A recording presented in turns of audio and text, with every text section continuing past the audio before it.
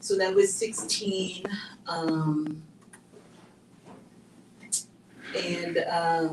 Yeah, I was at Harvard, and Cisco Bradley, who is a white male, said I would like you to write for Jazz Right Now, and gave me the column Feminist Jazz Review. And from then, 6 months before Me Too, then the conversation began to grow. And then the resistance began to grow, and the conversation began to grow. And there were some women who had tried, with respect to Michelle Mercer and others who tried.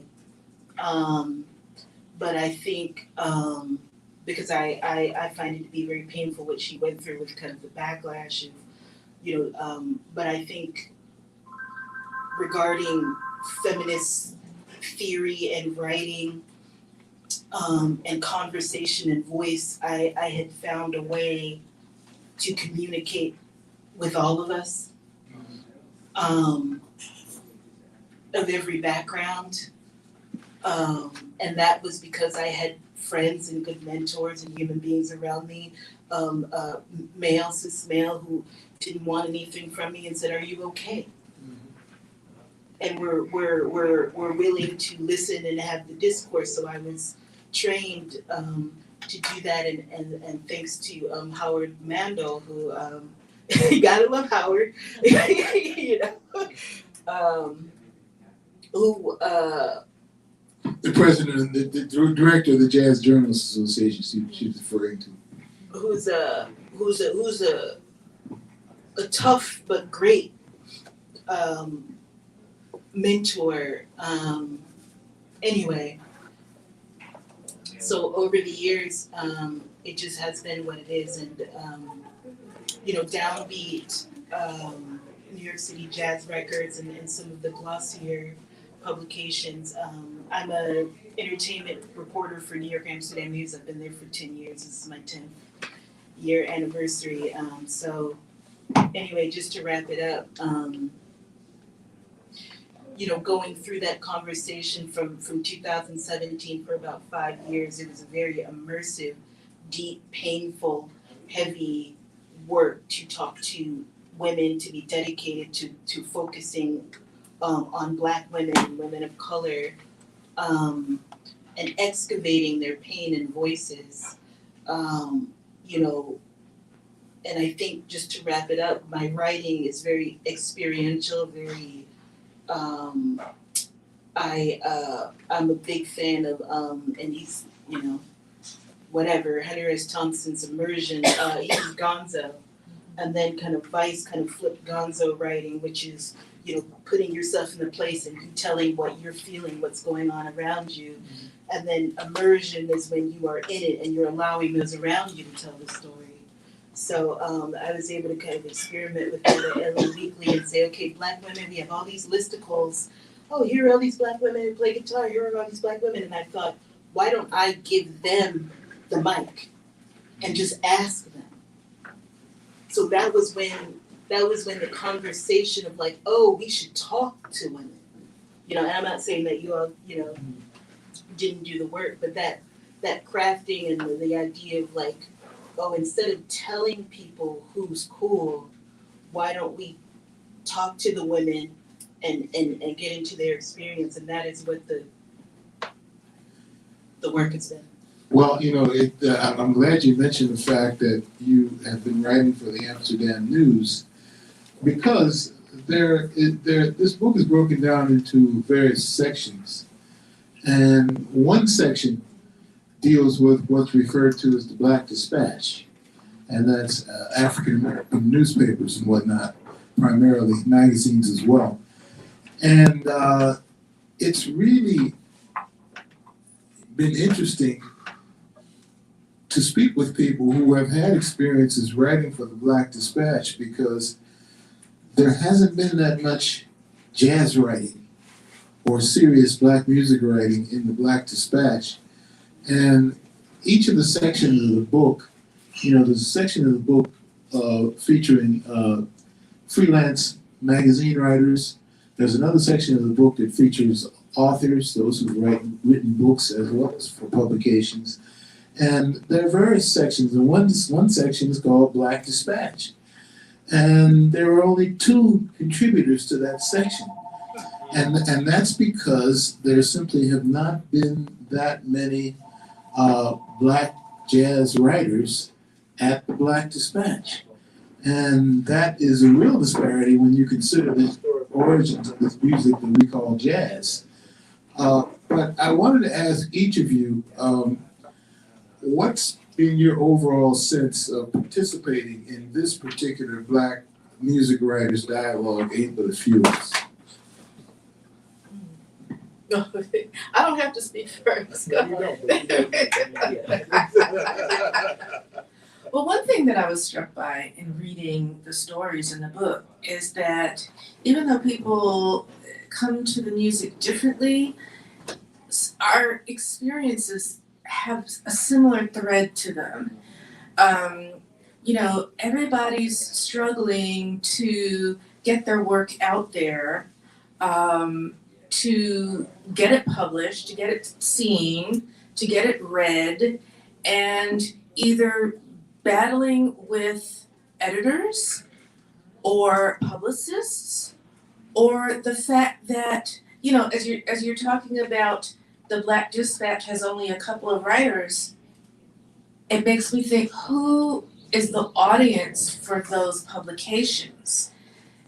Is the fault with the audience that doesn't demand the coverage? Well, it's interesting. As I did researched into historic archives of the Black Dispatch, I did come across writings on jazz, but they were more about writings on jazz from a social life perspective. In other words, there'd be a weekly column that would detail all of the various activities that the columnists felt were important to the African American readership. And there may be a note about so-and-so and so-and-so playing a jazz concert someplace, but there were very few, I found very few instances of writers for the Black Dispatch covering jazz in any kind of long form or any sense of the seriousness of the music. Most of the coverage you saw in the Black Dispatch was jazz in a social context as part of the weekly social life. Well, I would add to that, and I say this in my essay in the book. When I was covering daily news, music writing, you're grinding out stories. And I would say that jazz people are generally smart people. There is an intellectual bent to the music. Many of the musicians are highly educated, or they have a lot of experience. They've traveled the world. They know other cultures. They speak to each other about art. There is a certain intellectual, academic, not always academic, but intellectual rigor that they bring to the music, and that sometimes the fans engage in as well. And I think some people think, well, jazz is either above my head or it's for old people. And I think there is that misperception. You can listen to it and enjoy it, and you can read about it. And there's many ways to read. You can read an interview, a straight interview about their lifestyle. But I would always say jazz people don't do anything but make records and tour. They're not shooting each other in the parking lot. They might be stealing each other's wives, but it's on the down low. They don't have beefs. Right, they don't have beefs, West Coast, East Coast beefs, so in that sense, the sensationalist aspect of news coverage, which is what we've come to understand in our modern day life, it's all this reality TV and scandal and spilling the tea and all of that is missing from our coverage, thank God. But it speaks to partly what the media is interested in, what readers tend to be, and I'm not saying it's right, It just is. Bridget, do you want to add to that? No, I agree. But I think, and I think at the beginning of my writing career, I kind of found that. So a lot of what I did was what Willard's talking about, like, hey, coming up this weekend, come on down to the Bohemian Caverns. You're gonna get to see a great show. The gig roundup. Yeah, but that's what the web publication I was writing for at the time was looking for, right? And so I'm having an aha moment. It was part of the reason that I started to get bored with writing. It was part of the reason I started to devote more of my time developing my Jazz Heads company with work. And I just felt like maybe, like, if this is all it is, because remember, this wasn't my background. If this all this is, then maybe I should do something else. And that's also part of what led me to get into the photography, because some of the stories I did write when I did take a chance, because I did interview some musicians. I've interviewed a good number of musicians, but part of it was, okay, if you're gonna write this story, at least have pictures. So then that was the other side of it, like, write the fluff of like who's coming around, or if you're gonna take a chance and write these articles, at least give something that people will wanna see. And so I noticed there were, just like there aren't that many Black writers, when I started hanging around with the photographers, same story. But I also know that they were circulating, pretty much the same pictures for the different articles. And my personality is I don't want what everybody else has. I don't want that picture of Wynton Marsalis. I don't want that picture of Christian McBride. Again, I'll do it myself. And so I started requesting to take pictures, and that's kind of it. But I think it was just coming to a place where I wanted to do more with it. And I was approaching editors and stuff like, hey, I got this great idea and it wasn't working. And so, like I said, not to disparage anyone, because no one has to include your work. They can decide what they want to see and what they don't want to see. And I had to make peace with that. At first it was like, he's racist, sexist prick, I mean, if I'm honest, that's what I thought. But I eventually, with age, came to realize they don't have to include you. They don't have to like what you write. They don't have to like your perspective. But if you feel like you have something to say, do it. Don't let what someone else wants to see, or don't let someone else's vision of what they want in their paper stop you from sharing this music, because there are a lot of great musicians, like you said, that people don't know about. There are a lot of great musicians, especially these young musicians coming up that are kind of merging the worlds of jazz and all this other stuff. You got Chris Brown saying, who the F is Robert Glasper? When Robert Glasper is everywhere. Like, who doesn't know Robert Glasper? But it made you realize there are people who don't know him. So maybe share those stories. That's the reason why you do it. Not to get included in Jazz Times or Downbeat, but to share an artist's story, expose people to the music, because jazz is really, really interesting, and it was very impactful on me. And it's probably a better musical experience that people don't really understand. You think you go to a hip hop concert or an R&B concert and you sit there and it's packed, you have a great time, but you go home. At a jazz concert, guess what?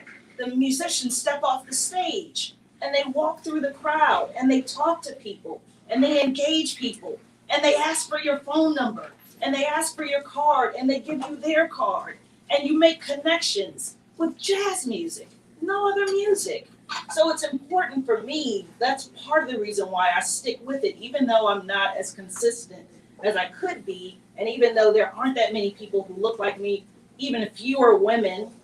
But it's important to me because this music is so beautiful and it's so rich and it's so interesting to share. Well, what is your sense overall of participating in this dialogue? Ain't but a few. that's where you went. I'm sorry, I No, went all no, over no, the no, place. no, it was all good. Well, I mean, participating in this dialogue let me see that I wasn't alone, because at first I felt like it's just happening to me, right? Nobody is listening to me, and I made it personal. And so when you see these other people telling their stories, and when you see, again, this is how I stop disparaging, because you see people like Janine and Jordana who have been included in Downbeat and Billboard and all these other publications that I haven't been allowed to participate in. So it can't be that they don't like Black women, because here are two right here who have done, but it makes you, I should my fair. no. But it makes you say like, okay, well then I've got to try harder, or I've got to do something different. So it made me feel less alone. So Jordan, what is your sense of participating in this Ain't But a Few of Us dialogue? I mean, I was honored, being so young and feeling, like one of the last ones. And again, I hope very much for that not to be so. I've tried to, kind of get the word out about jazz and jazz writing as much as possible. Fiona Ross of Women in Jazz Media as to do mentorships and things like that, and I'm waiting. Anyway, how do I? Like I said, I feel very lucky, and I also, went through a lot of, pain. But I came in. I came in with a lot of big bylines. I came in, with a lot of strong bylines, and then I was able to befriend and have discourse with my colleagues, and being able to have discourse with people from all over the world in different backgrounds, and being able to have that banter. White male editors are tough. They're tough, and I do. This is my white male. Jordan. This is how it is, and and Howard yelled at me one day, and because I was like, feeling sad or something, and he was like, Jordana, it's not how you look. It's not your gender. It's because you can write a coherent sentence. I was like, okay, fine. But with that said, Jazz Journalists Association gave me the opportunity to write Feminist Jazz Journalism Now, which is a theoretical, is a Black feminist theoretical series. So I was able to go there. And many times I do think about my readers, and I wanted the pieces to have no holes. I wanted the pieces to have no space for, there was a little bit of talk of essentialism, because I think I was talking about, and some women, white women, had called me out about essentialism because I had mentioned childbirth and pregnancy, and there are many jazz albums that as I have covered from women, that they had written and recorded during pregnancy, and during the early stages of their children's birth. There have been women jazz administrators breastfeeding their child by trying to put on a symposium for women. I've seen women be women within jazz. I went there. I've had the conversations of, was it Roxy Cross? So I can't remember, a Full Moon, the album coming out, and asking, well, does this have to do with your cycle? And really posing to male readers, and it's a little bit, A question a male writer would not ask. What's it like to be on stage trying to play saxophone, while all the dudes are talking shit and laughing at you while you're on your menstrual? And you gotta keep it cool, and you already feel alienated and uncomfortable because your body is cramping, because you're having all these experiences. No hater, I should, I'll watch my, whatever. But chops or no chops, it's tough. Guys are tough, and of course there are many women who have, not many women. There are few women who have been embraced, regarding to brass players. Now, if you're a pianist, if you're a vocalist, you know, there's a lot more comfort, there's a lot more in, but I also had the conversations of jazz education of women making it very clear that they were discouraged to study theory. They were discouraged to study composition because that is a mathematical, analytical situation.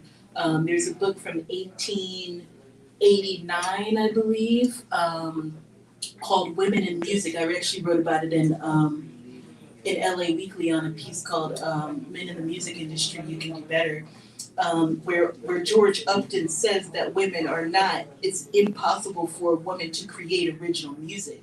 She doesn't have the intellectual, emotional ability to create original music. She can only interpret, she can only play what's already been played. So therefore, we as the men need to give them that so they can, you know.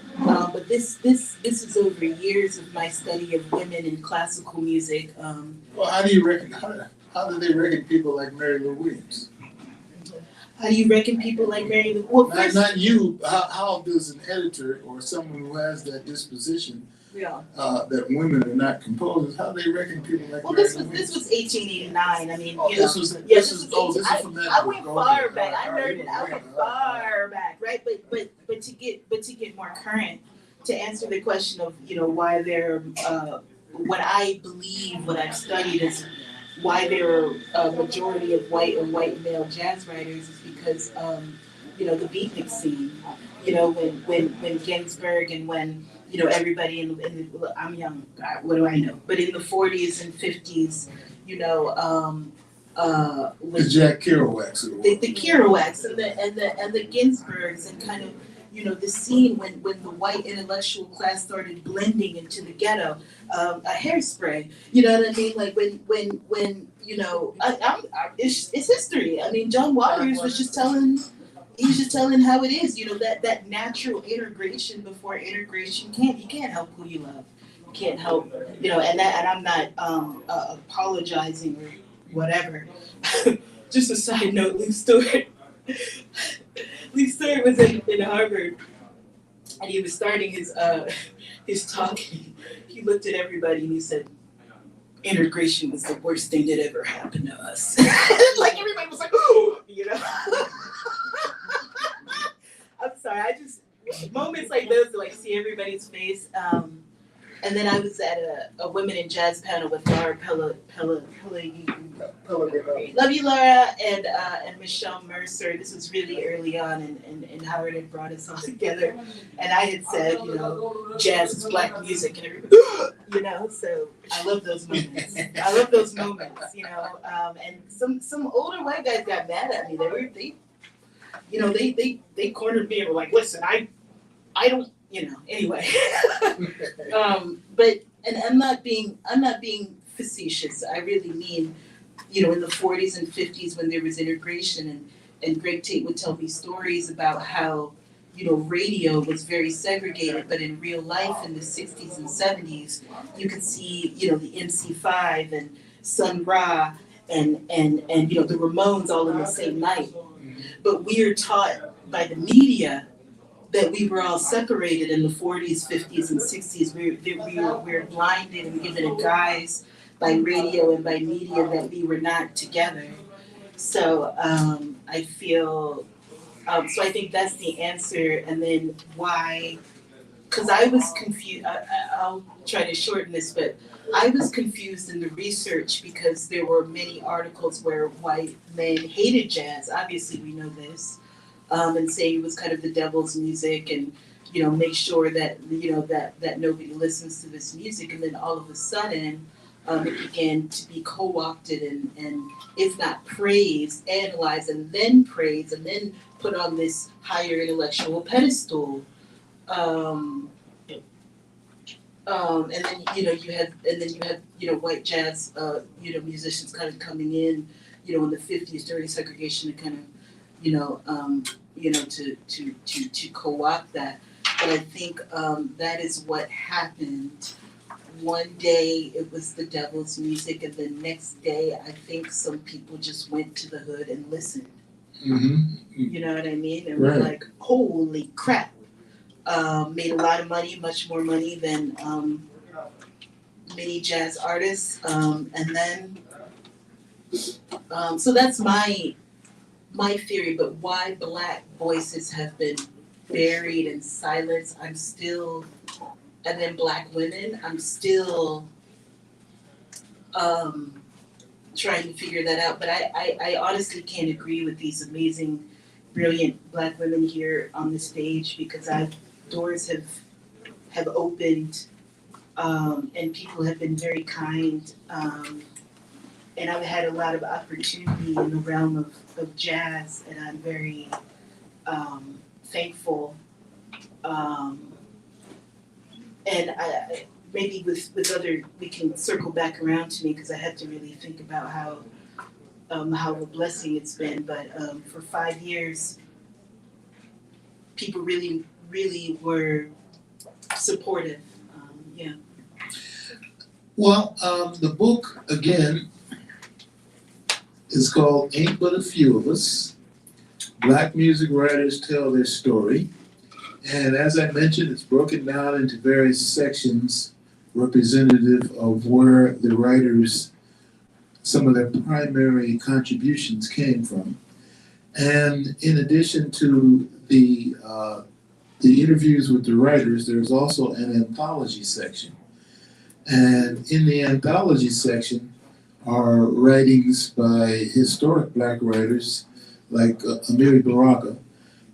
He wrote a piece that was published in Downbeat magazine called Jazz and the What, which is kind of part of the core philosophy of this particular book, stems from that particular article.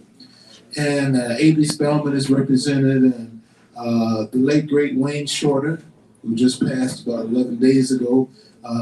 There's a piece that he wrote in the book. Dr. Billy Taylor is represented in the book.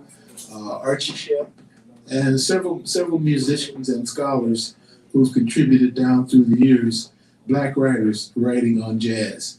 And as I said, again, the book is called Ain't But a Few of Us. And at this point, do any of you have any questions?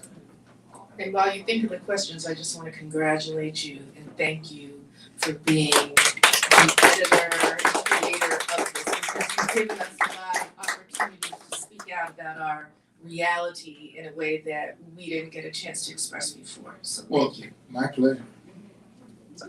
I do have a question. I'm wondering, you all have talked about how the editors and publishers responded. How have the musicians responded to when you first stepped in and started doing interviews and becoming part of the scene?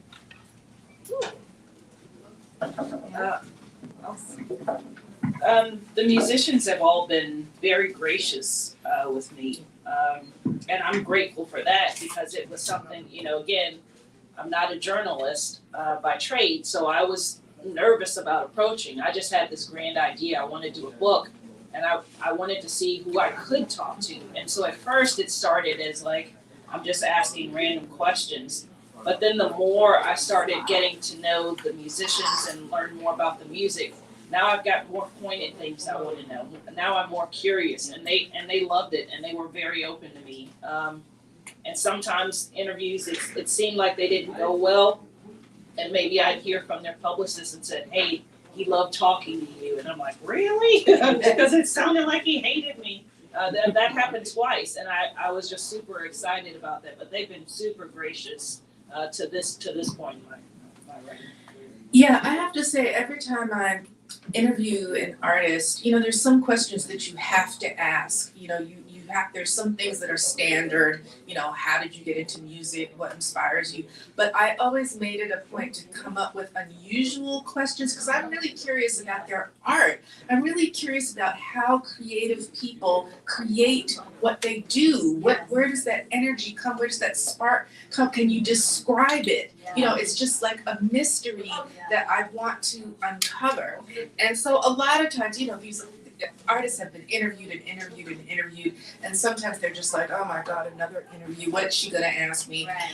And when you really come prepared and you ask them the unusual question. Like my favorite thing is when they say, "Oh, nobody's ever asked me that before. Oh, that's really interesting." Or then they start throwing the questions back to me, and now we have a conversation about art and music in general. And that's what I love. So I would say for the most part, the artists have always been really, maybe some of them might have been a little hesitant at first, like, who's this girl? Oh, she's wearing makeup. She thinks she's a fashion model. She's gonna, but I know a few things about music, and I whip those cards out, and they're like, oh, okay. So it's been great. Yes, sir, you have a question? Actually, I do. My name is Will Curl. I actually invented the contactless business card.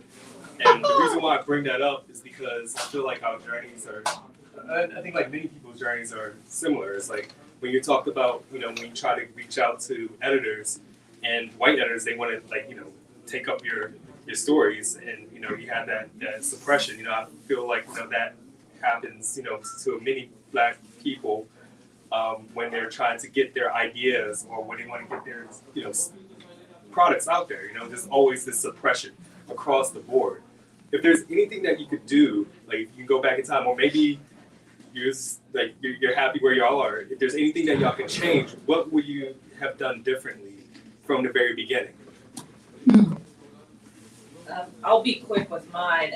I think for me is I probably wouldn't have given up as much as I did. I gave up on a lot of opportunities because I felt like maybe I didn't belong or I didn't fit in. And so a lot of times I stopped myself from writing, even though there were things that were kind of in my head like, ooh, I don't think anybody would cover that. You got a good idea, Bridge, but I just wouldn't do it. And so I think for me, I probably wouldn't have given up on a lot of those things. And then the other thing, I would have backed up my work a lot more, because there was one website I used to write for, and then they kind of went out of business, like no warning or anything, and I lost all of my articles. Wow. So that's the other thing. I probably would have post, because now I don't have any evidence that some of that stuff that I did existed. And I talked to a lot of cool people, and so a lot of stuff is just gone. I'm sorry to hear that. The cloud is my best friend. I save on two different kind of online publications. But the earlier question about musicians and how they engage or responded. A lot of music journalists are not musicians, so it was very fun for me as a musician. I'm a guitarist and singer, and I could go into and I'm not saying that journalists who do not play music can't go into composition, but I would generally go into composition, style, aesthetic, kind of origins and kind of all of that stuff, which has been, and really kind of, and not be such a muchy, but just, kind of, It helps. it helps to. Because I have music, not performance, but I studied music for a long time, both flute and piano and vocal, and it really helps. It makes a big difference. It makes a difference when you're talking to musicians. It makes a big difference, and you also understand the touring life. You also understand, the physical pain, and then the reality of what it is to be a full-time musician. And so, you kind of have that empathy, and that there's kind of a little bit of a comfort of being able to kind of, talk that language and ask questions. And I think I've told this story on the record before, I'm not sure, but when Vice reached out, Vice didn't reach out, I got mad at Welburn because he had gone to CPAC with this little nerdy Black guy. He was a hip hop journalist, and he was like, he was like the Black Nardwuar. He was like this very like nerdy, I'm speaking like 2013, but he was this nerdy journalist, and I got mad at him because he had gone to CPAC, and I don't know if he was like sympathetic or something. I'm not a political person, but there was just something very weird about his piece, with all due respect to Welburn. And I had gotten a gig, and they said, "Well, go talk to Tech Nine." I said, "Tech Nine is a rapper from the Midwest," and I was house sitting at a friend's house. I was really young, and I had called, missed his call, and called back, and he was, kind of cranky. Probably the only person I've ever been intimidated by. Probably the only I've talked to Glasper. I've talked to all the top. But anyway, I said, "How are you doing?" And I think sometimes as journalists, and just recently I talked to Beyonce and Rihanna's producer, and I said, "How's life? How are you doing?" is my first question. And I think journalists forget to do that. And, Tech Nine said, "Well, I just talked to Wayne on the phone. He just woke up from his coma," and he was raw, you know what I mean? He was very, very raw from that experience. And then, the dream said, "Do you really want to know?" I said, "Yes." He said, "I was just on the phone with my uncle getting his chemo medication." You know what I'm saying?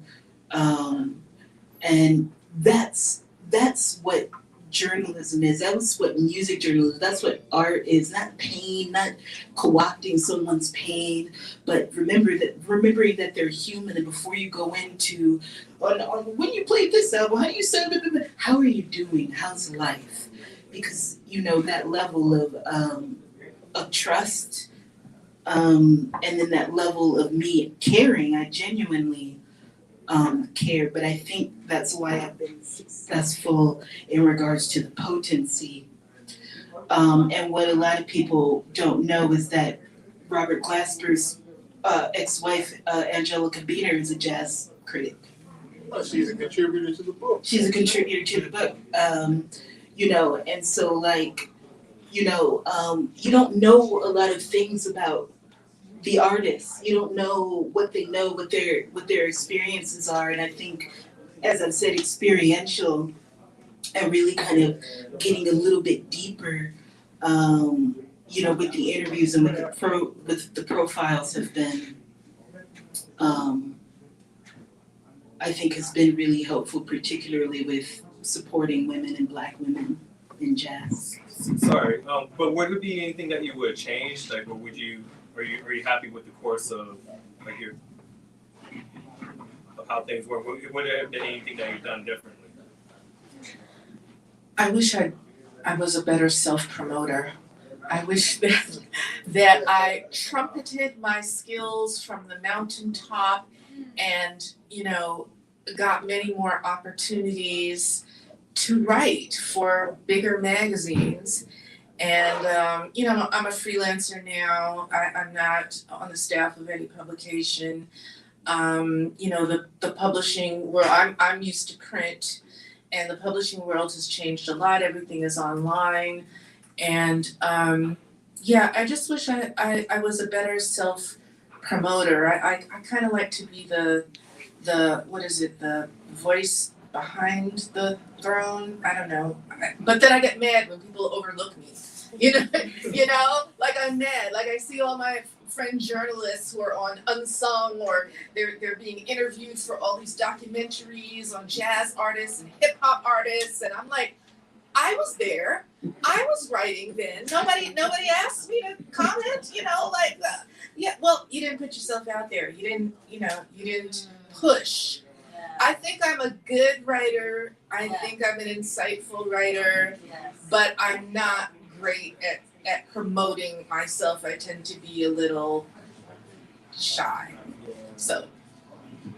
You're not alone in that department. Yes, sir. Hi, I'll stand up because I don't project super well. My question is in response to a little bit of what you've just shared, all of you actually, in terms of just how you be human as well as do this kind of work. I imagine as Black women and as journalists, it's pretty impossible to stay present when you're working in the field, when you're in an interview, when you're balancing so many different variables within yourself, within your own optics, within your own ability to do the work, as well as show up and be interesting and innovative and compassionate and empathetic with your subjects. And then as journalists, I also assume that you're probably collaborating with a lot of people at the same time while doing all of those things, whether they're photographers, whether you're working with editors that are with you on the field, or just event planning and things like that. I don't want to say what you all do. I've worked as a visual journalist for about 10 years myself, so it's just the outside looking in, but not as a writer. But my question to you all is simply, how do you all remain human as you continue to do the work, whether in a freelance capacity, whether you're still with a publication as a staff writer or as a contributor writing with other publications at the same time? How do you recharge? How do you keep going? This is a question that I'm very much asking myself in my own context as someone who just got laid off in the media industry as well, which I'm sure is also part of your histories or transitions within jobs in some ways. There's so few of Black women doing what you do. How do you remain in the place that you are? I have the mic, so I guess I'm done. That is an excellent, excellent question.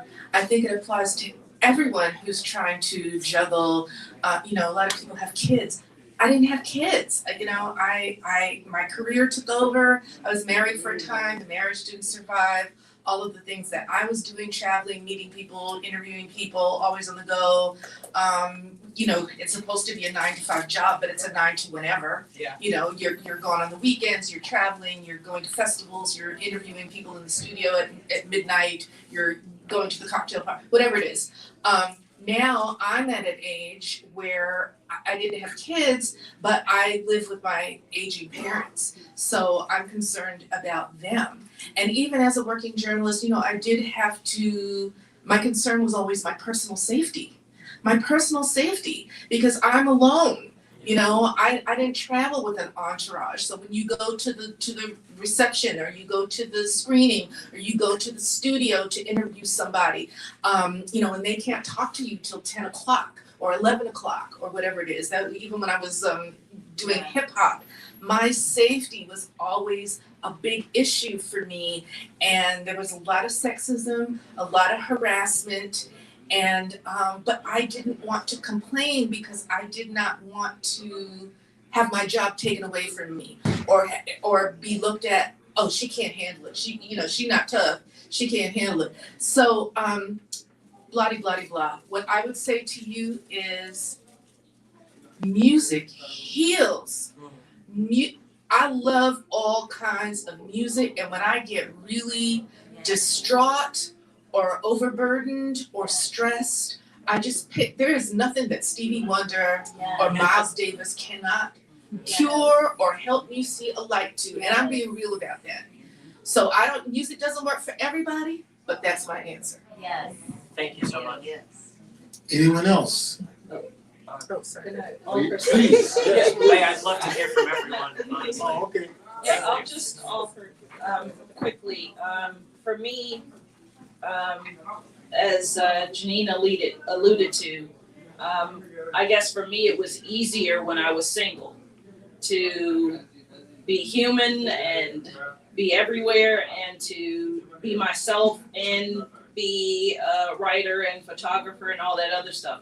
Once I got married and then I moved to, who knows where, far away from the DC scene, it became a lot more challenging because now, hey, you want to come hang out? Like, no, I got an article to finish. Well, you've been at the computer all day. When are you going to come hang out? Got to finish my article. Hey, did you walk the dog?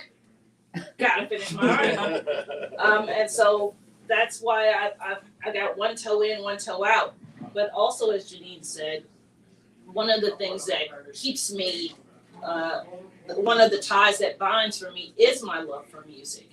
And that is what helps me stay human is, you know, I love all genres of music. And so if you sit in my car while I'm riding, you're likely to hear Randy Travis, you know, Luciano Pavarotti,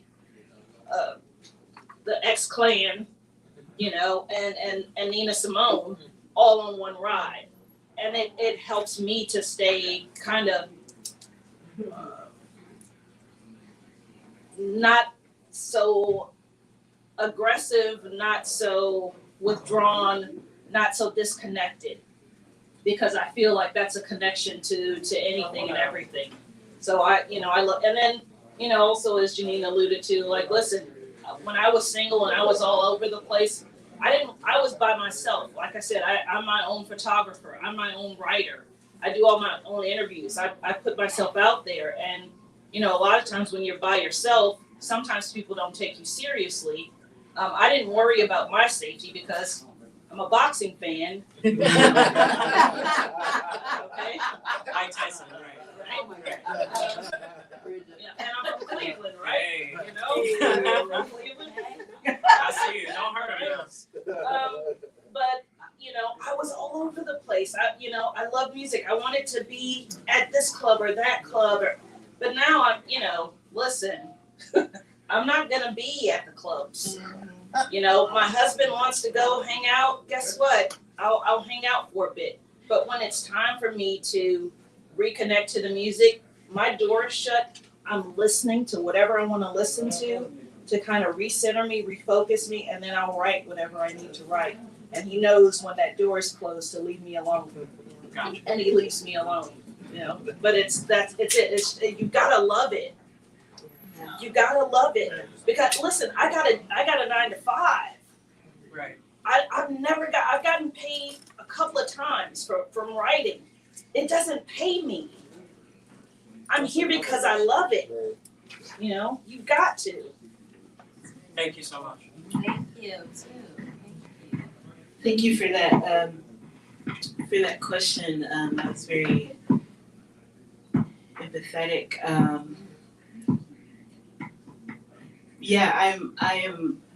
I feel very blessed and validated that these women were able to kind of bring up certain things that I'm really quiet about. I canceled 2 of Willard's events to promote this book because of safety issues.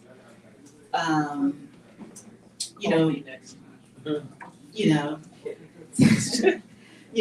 I'm from Bmore, like it's not a problem, but and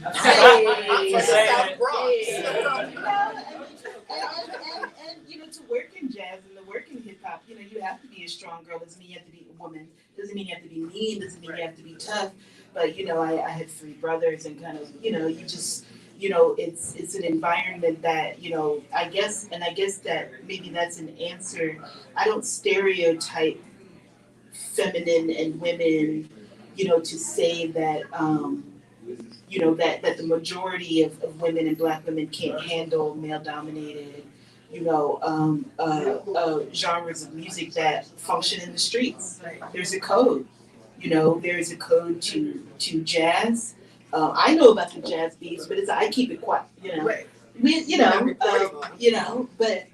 are things that you have to experience. But it's tough, and I've also been loving my solitude lately. I think at my age, really focusing on people that I care about, and having a smaller circle. And then I really enjoy to be a writer. Like, you have to be able to have that space and to enjoy your own company, or and feel safe. So I was writing a novel for 2 months. I stayed in an apartment and just didn't go out much, and just hustled. And so as I get older now, nearing 40 and kind of things like that, the solitude and the peace being able to kind of travel and kind of all of those things, and there's a balance, like if you're gonna be in the life and in the world, but you asked specifically how do you recharge, and there's a number of self-care regimens, but after 5 years following Me Too, I really did need to, recharge spiritually, emotionally, energetically, because it was a lot of deep work and deep pain and trauma. But yeah, so for the past 2 or 3 months, I ate nothing but fruit, vegetables. I'm seeing, and it's a privileged thing to do as Black people, right? And I won't talk for much longer, but there's a young sister working at Rural Farms. I don't know how we got into the conversation of money, but I said, no matter how much money you have, invest in good food. Invest in fresh vegetables, invest in fresh foods. Because, I guess I'll share that my brother passed away today. I just got the news. Today. I'm so sorry. It's okay. It's okay. Oh no. It's okay. You're strong for doing this.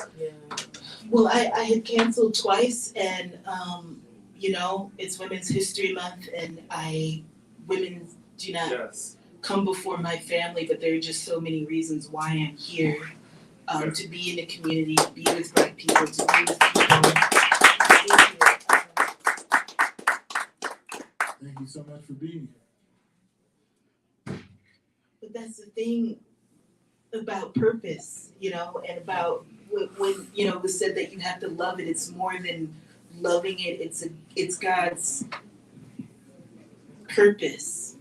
You know what I mean? And if your words and if you believe in yourself can help people and support people, that's God's grace. But when it comes to my brother, my point is, he was in his 50s, and I've lost 7, 8 Black men in the past 2 years, and it's also Black women, but we live 5 to 7 years longer than them. So I was telling that young sister, eat vegetables, eat good food, drink water, sleep. That's it. Take some time off. You got laid off. Look, you will find a way. Save your pennies, go to Whole Foods, spend a hundo, stay in the house, eat well, and sleep. And then take a few weeks off, 2, 3 weeks, and then go at it. But give yourself time to pause as Black people. Yeah. To sleep, rest, eat, and pause. We will find a way. The money will come. Thank you. May I just express some gratitude? Like everyone, I just want to thank you all for being here, and thank you for your responses. I lost my dad late December. I was laid off 2 weeks after that. All to say is that I really appreciate how you are showing up in grief right now, and that it looks different for all of us, and the reminder of purpose is just really resonates with me. So thank you, and thank you all for being here. Well, thank all of you for coming out. And again, the book is called Ain't But a Few of Us. Subtitled Black Music Writers Tell Their Story. And thank you for coming.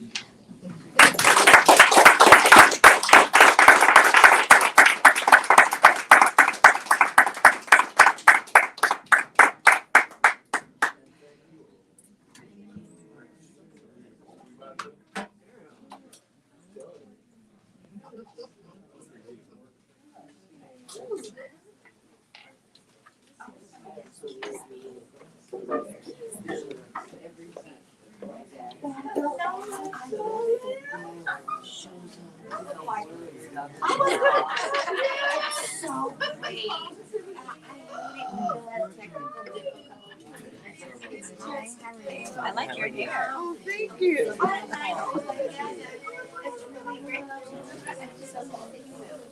my entire family.